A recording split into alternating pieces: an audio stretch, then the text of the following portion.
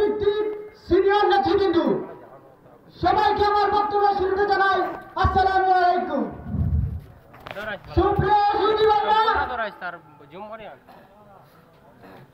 বাংলাদেশ জাতীয়তাবাদী পরিবার এই ক্লান্তি লগ্নে এসে খুব কঠিন অবস্থা আছে। এখন দেখা যাচ্ছে যে বাংলাদেশে বিএনপির নাম করে কিছু সুবিধাবাদী ভাইয়েরা সিন্ডিকেট করছে, দালালি করছে এবং চাঁদাবাজি করছে। আমাদের প্রতিপক্ষ দল এসব হাইলাইট করে আমাদের বিএনপিকে সাজিয়ে অনেক খারাপভাবে কলুষিত করছে।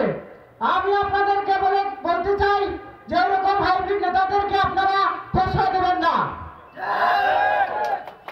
ওদের থেকে সবসময় 3 হাত দূরে থাকবেন।